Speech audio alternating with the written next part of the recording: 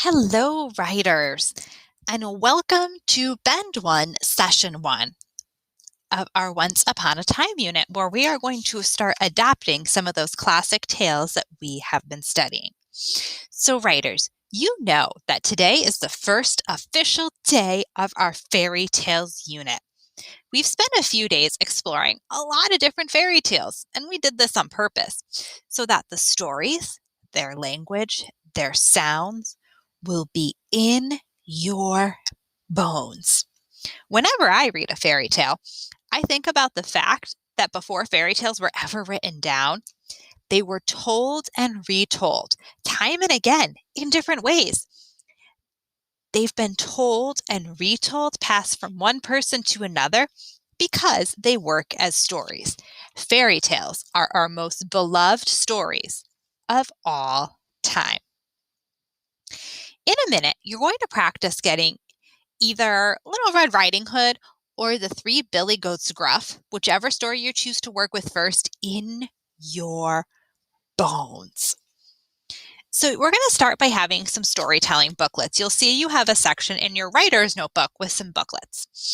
So I'm going to choose Little Red Riding Hood for today.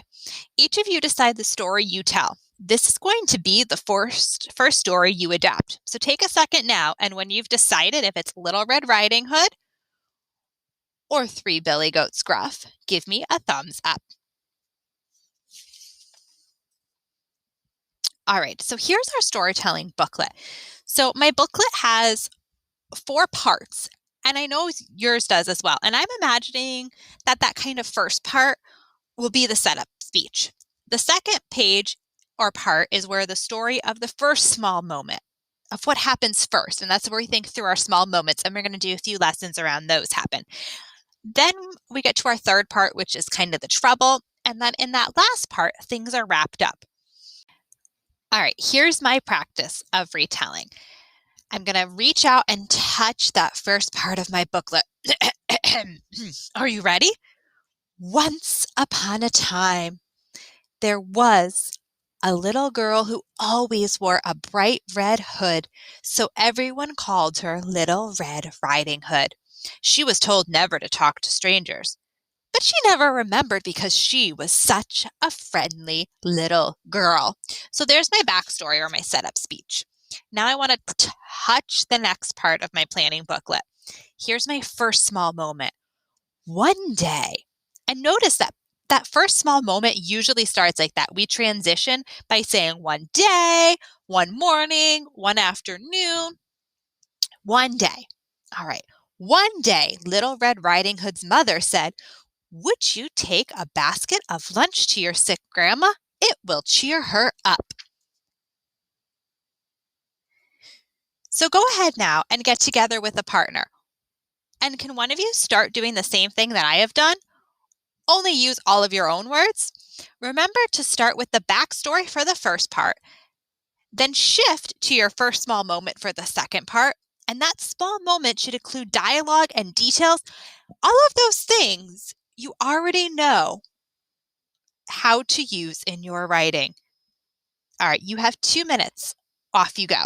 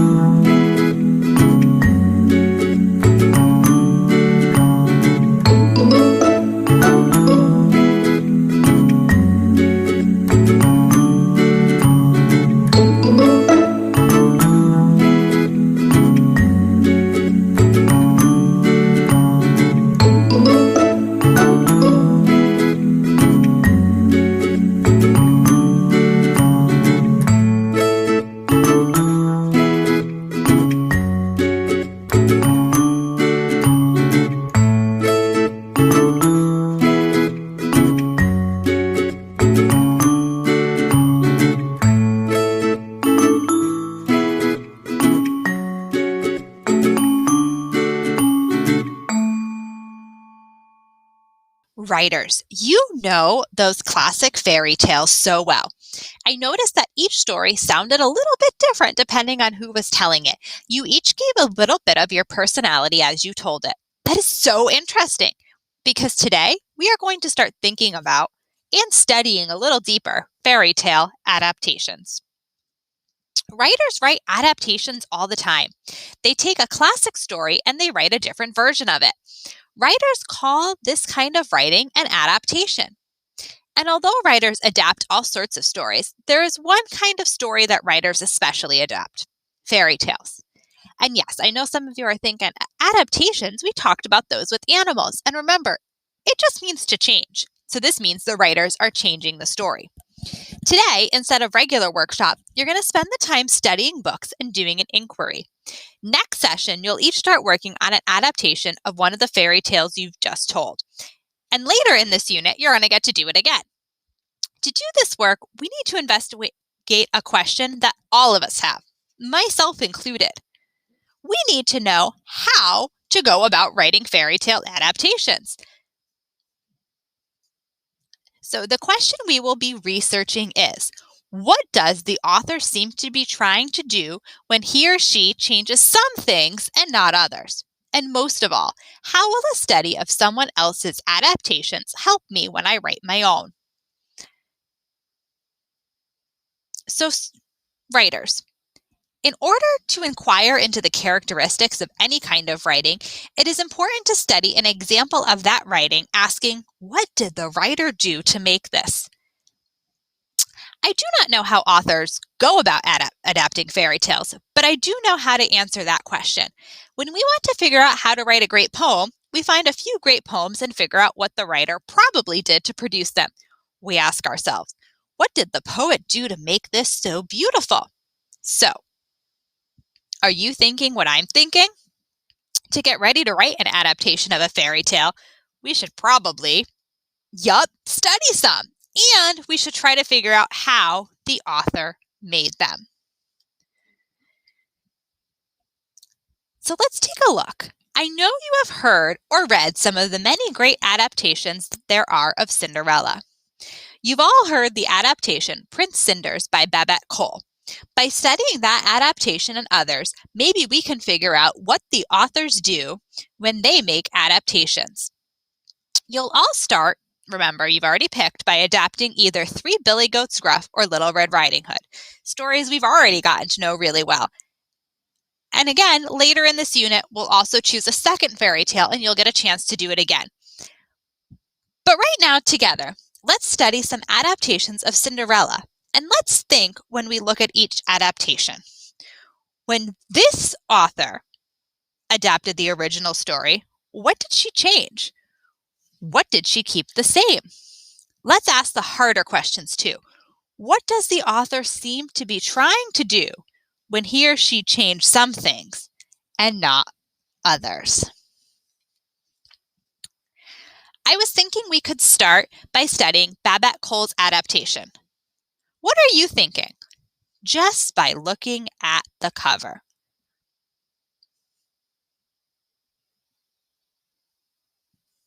Right, a big change right away.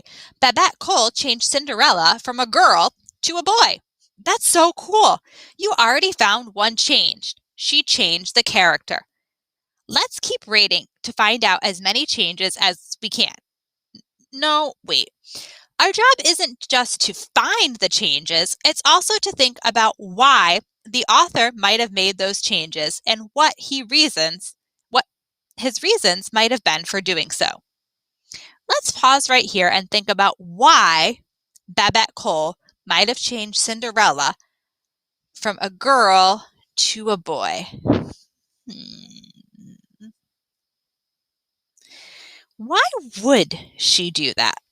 I'm not really sure. Too bad I can't call Babette on the phone and say, hey, Babette, I have a question. Why is your Cinderella turned into Prince Cinders?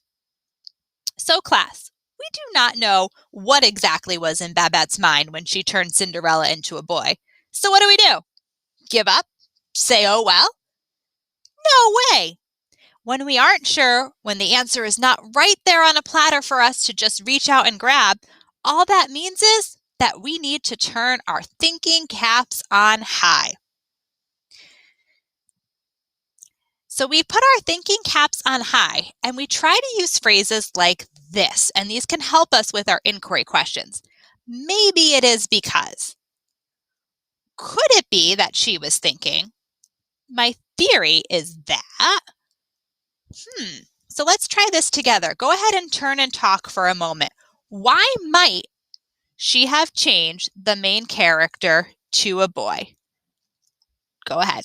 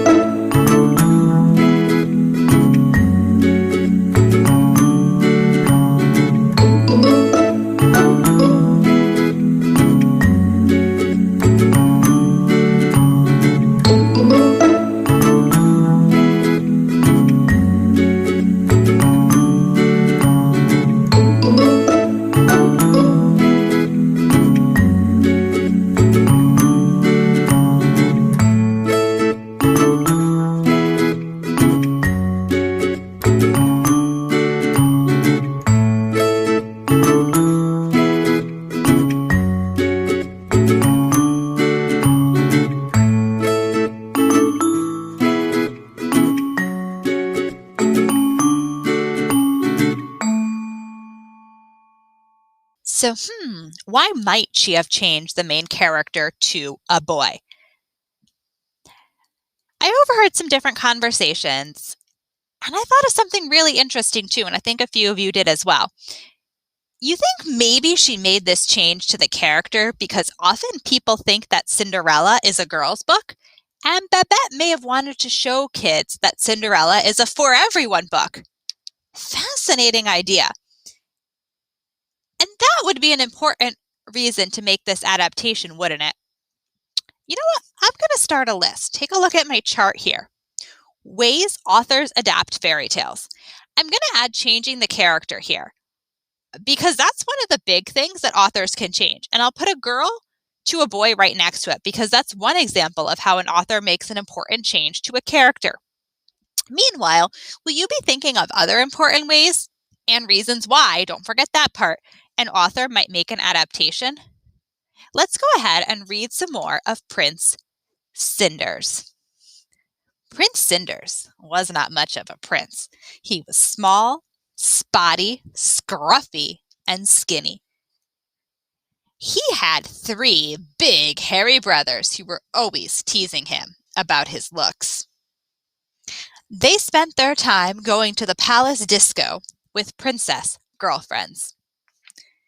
They made poor Prince Cinder stay behind and clean up after them. When his work was done, he would sit by the fire and wish he was big and hairy like his brothers. One Saturday night, when he was washing the socks, a dirty fairy fell down the chimney. All right, hold on. I need to pause here and jot some things I'm noticing the author did in my notebook. Maybe you should do the same. You'll find a spot under session 1 in your writer's notebook. Let's take a quick minute here and jot down some things that we're noticing the author did. It could be changes they've made or things that have stayed the same. 2 minutes. Take a stop and jot here.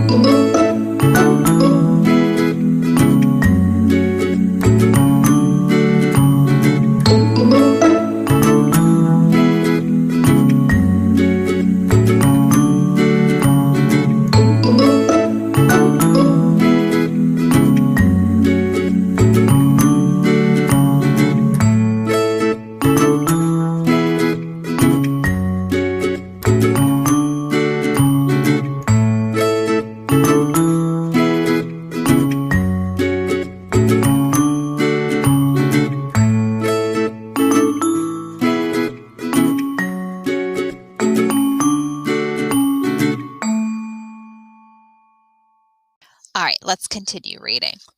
All your wishes shall be granted, cried the fairy. Ziz, ziz, boom, tick, tack, ta, this empty can shall be a car. Biff, bang, bong, bo, bo, bo, to the disco you shall go. That can't be right, said the fairy. Toe of rat and eye of newt, your rags will turn into a suit. Drat, thought the fairy. I didn't mean a swimsuit. Your greatest wish I'll grant to you. You shall be big and hairy too. All right, let's pause here again. I want you to turn and talk. You can go back to your stop and jots as well. What are some things you're noticing Babette did that are different than in the original?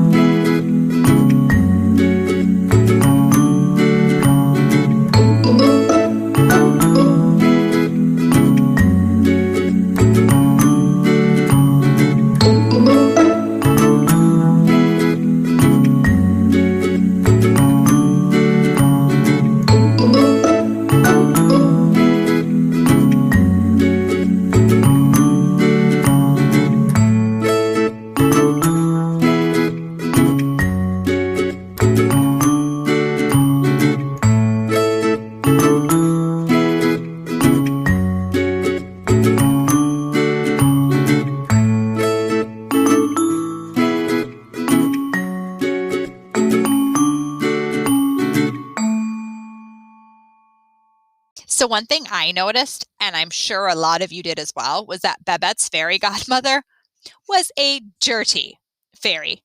Can you give me a thumbs up if you or your partner noticed that very same thing? Yeah, kind of gross, right? So now it's your turn. It is time to study some adaptations of Cinderella. You're going to choose one from the list below to compare to a traditional version.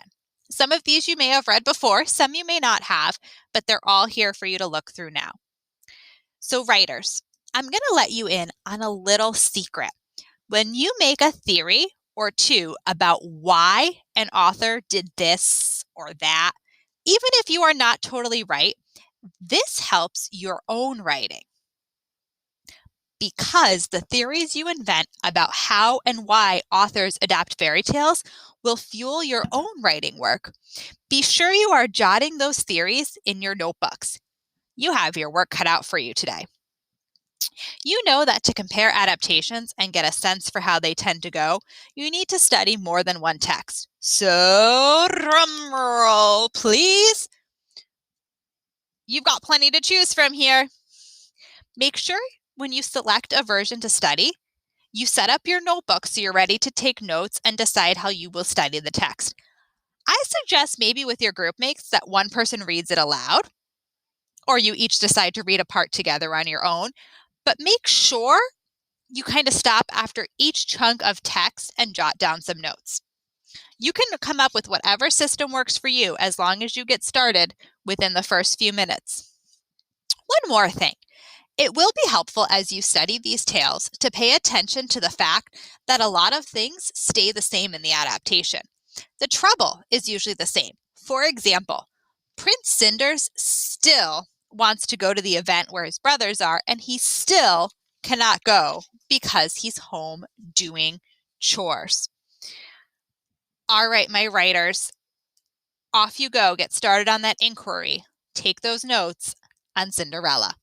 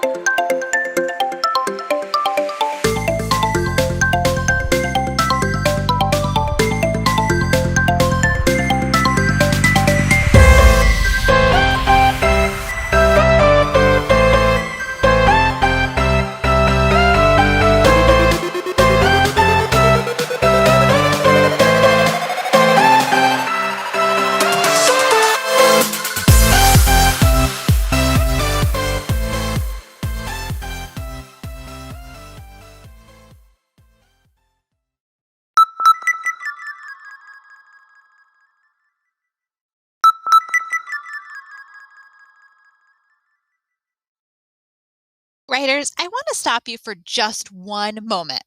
I want you to remember that your notes should also be capturing your thinking, not just facts. So make sure when you are doing your stop and jots that you're also stopping and jotting what the changes are in the adapted tales and why you think the author made them. Remember, understanding why the author did what they did will help you be a better writer. Keep working.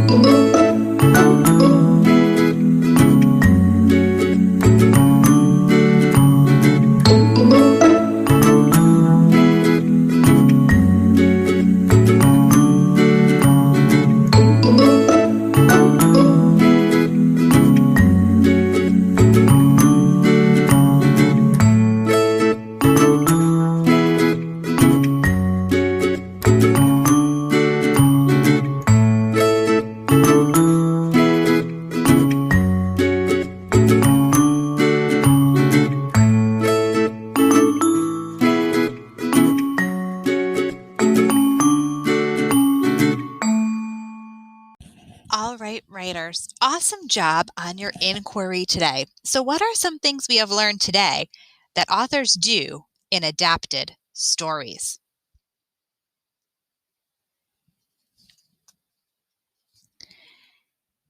So, here's a few different things that we noticed today. Ways authors adapt fairy tales by changing the characters, sometimes from a girl to a boy, or from a fancy godmother to a less fancy one. Some other things that you discovered out in your inquiry is sometimes they change the events. And many times we see adaptations that go from something old fashioned to something modern. This list is growing into a really helpful collection of your knowledge. It's going to be a great tool for you to use as you work on your very own adaptations. Next session will be a really exciting day. You're actually going to start working on your very first fairy tale adaptation. And everything you've noticed about these published adaptations will be so helpful as you start planning and writing. I mentioned that for the unit's first story, you're going to get to choose between two tales, Little Red Riding Hood and The Three Billy Goats Gruff. You had a chance to read these tales already, so I know that you know the classic versions really well. Remember which one you selected earlier today. I can't get I can't wait to get started with this next session and hear all of the interesting and meaningful ways you'll start adapting these stories. It's going to be so cool. We'll start with just two classic tales, and after next session, there'll be the beginning of so many different adaptations of them in the room. Good job today, writers.